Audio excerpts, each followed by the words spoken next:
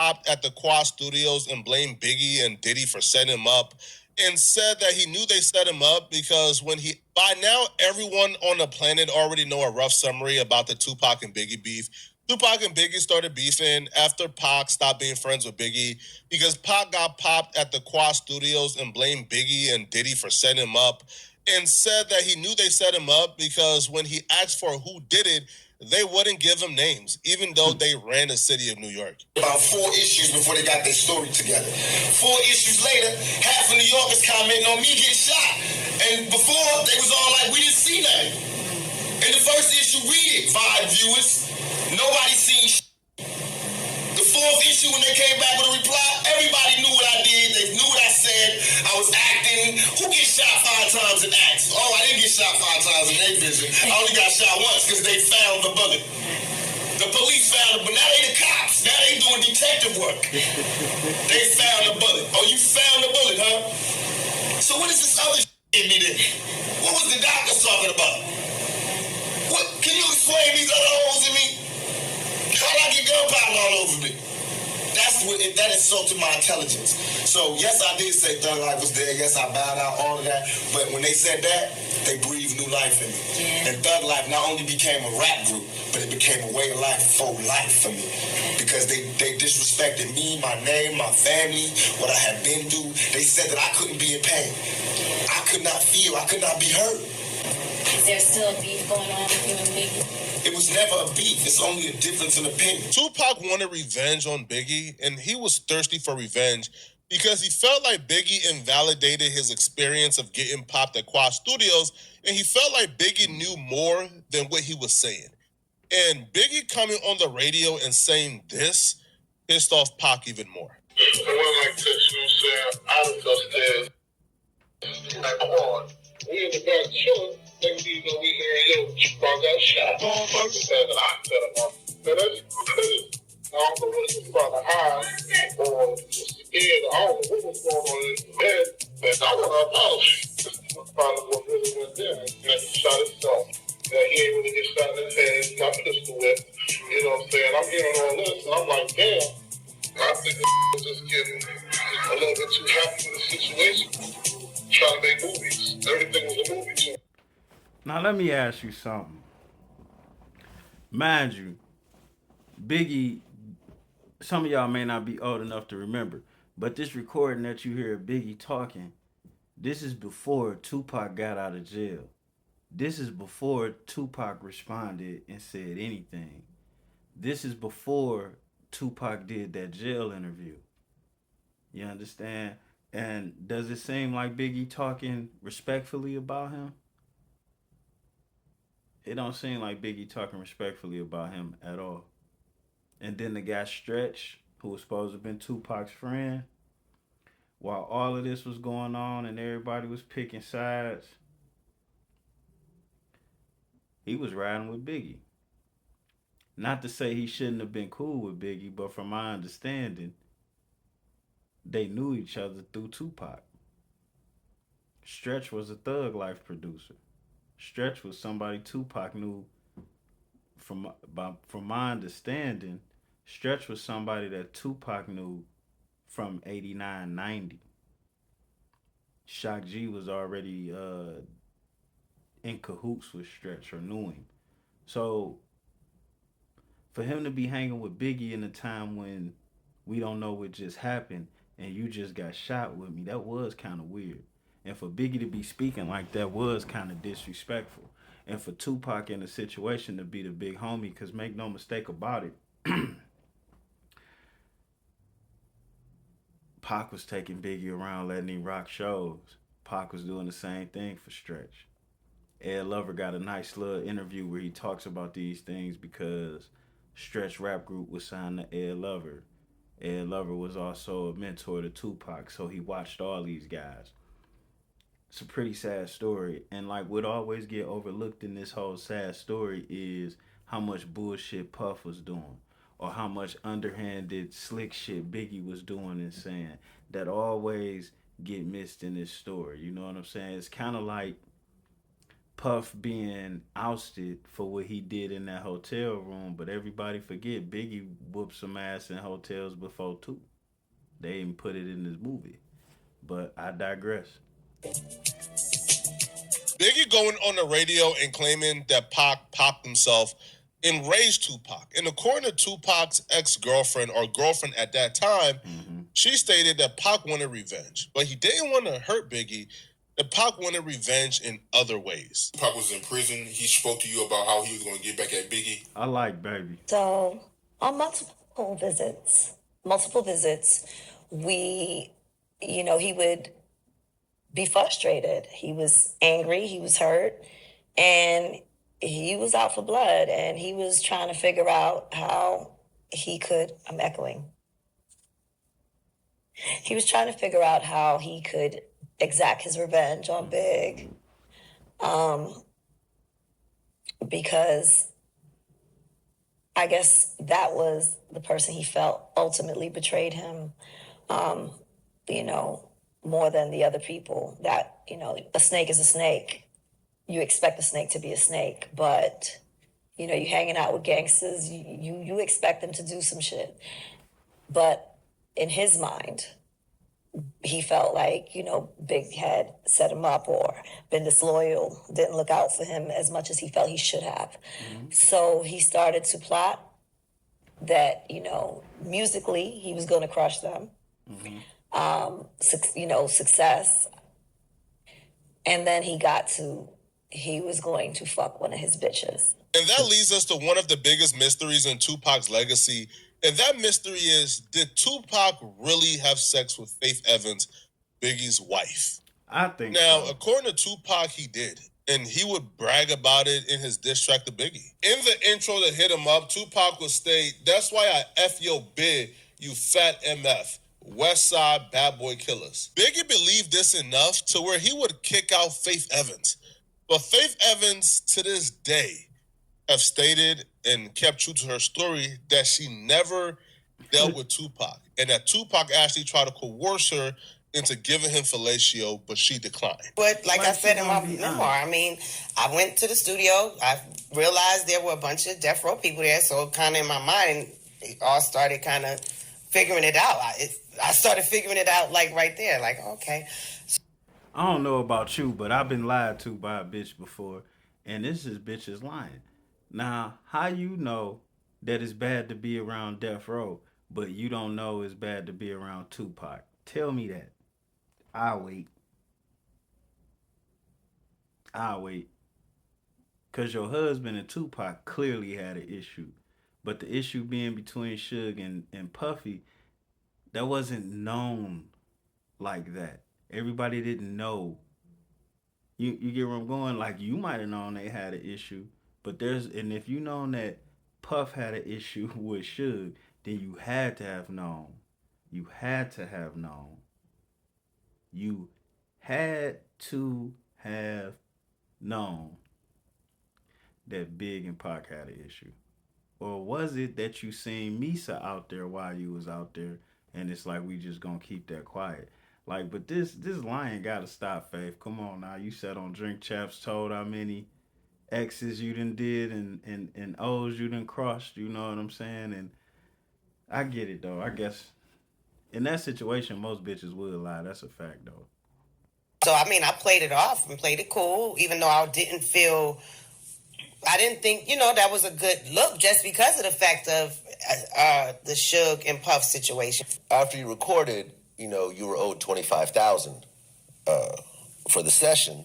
And you said that you went to Pac's hotel room and, he basically asked for oral sex at that point. Well, in a very surprising and offensive way, for sure. But by that time, I think it was pretty clear to me that. What was pretty clear to you?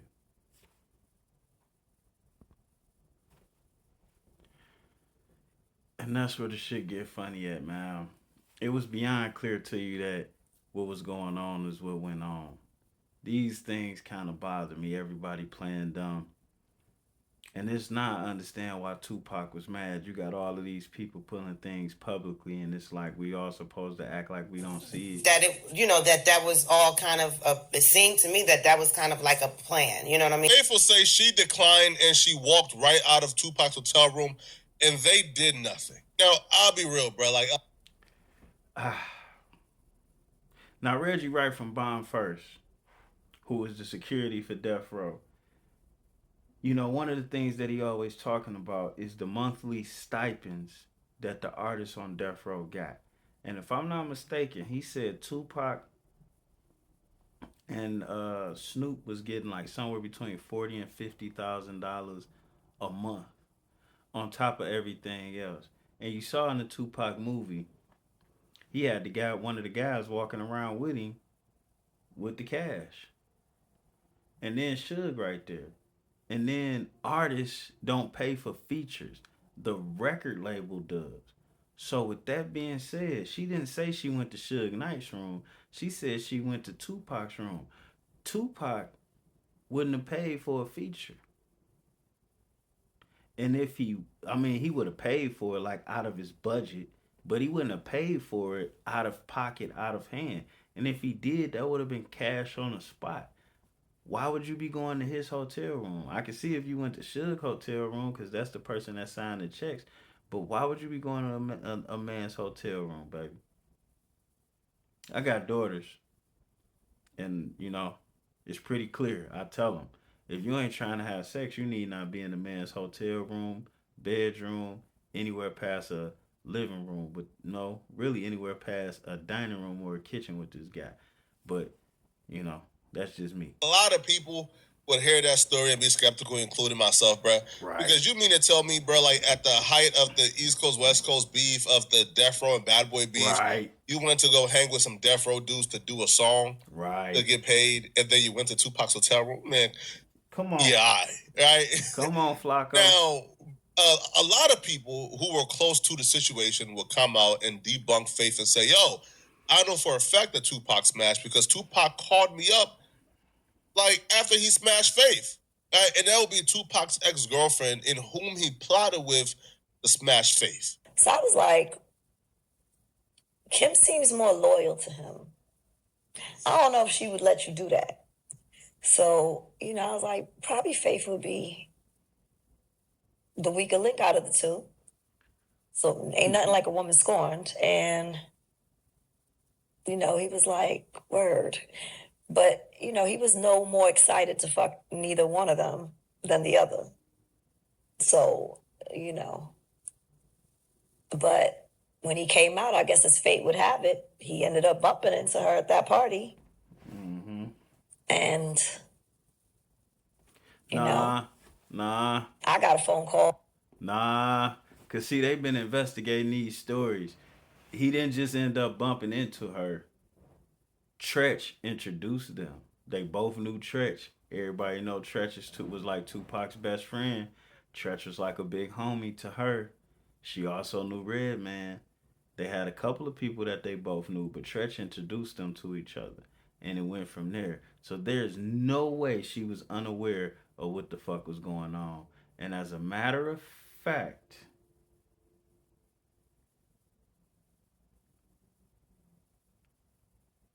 if I'm not mistaken, Holla at Me was already out. No, it wasn't. No, it wasn't. Holla at Me wasn't out. Holla at Me wasn't out yet. Well, the next day, he called me and he's like, I did it. And I'm like, what? What you did? He's like, that bitch just left my hotel. I was like, what? He's like, yeah, I fucked Faith. Listen, unless Pac was a sociopathic liar, bruh, I don't think that Pac is calling his loved ones, his personal friends, and telling them, like, yo, I just smashed Faith, right? Now, lying to the public, but if he truly didn't smash Faith, I don't think he's calling his friends and loved ones and letting them know, right, the night of. Now, it looks like no other than Ray J, though, is putting his 2 cents in and seemingly confirming the theory that Faith and Tupac slept together. Now, in 2008, I believe Ray J did an interview where he claims that Faith, that he's seen Faith sit on Tupac's lap. Now, in 2024, Art of Dialogue asked Ray J about that, And Ray J seemingly confirmed it, but he says that he still feel bad and he don't really want to pile on to Faith or get Faith mad at him again. Recordings just got better. Hey, it's Dana from StreamYard. I'm so excited to announce that local recordings are now available on StreamYard. Have you ever done a recording where your guest just had terrible internet issues? They were blurry, they were freezing, you could almost hardly hear them. Well, with local recordings from StreamYard, you'll be able to download a perfect quality. But I gotta ask you, right? There's no way I can do this interview and not ask you. You did an interview back in 2008, right? Where you made a comment saying that you seen Faith on Tupac Love. See, that's what I'm saying. I ain't want to go viral again because I done said Come on, Ray J. when I was younger, bro, that I don't even feel like I should have said because it was probably nobody business. You get what I'm saying? And so that's what took me back to that, of me saying I ain't trying to go viral. But I mean, at this point, right, it's so many people that spoke on it. But I mean, for you to actually see it is crazy, man. So you seen Faith on Tupac Love. Nah, man, because Faith was like I'm trying to be cool with Faith, and Faith is cool. Shout out to Faith. You know what I'm saying? I was young when I said that. You know what I'm saying? And so you just can't be like, you know what I'm saying?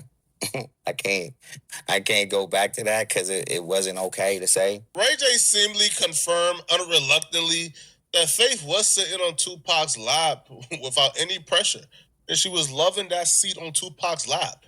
So if she was sitting on Tupac's lap voluntarily, then it's not out of the stretch that, she went to Tupac's room and did what she did, probably being vindictive to Biggie and regretted it afterwards, or probably she was too drunk, or probably had, too many drinks in her and she fell into her, intuitions, right?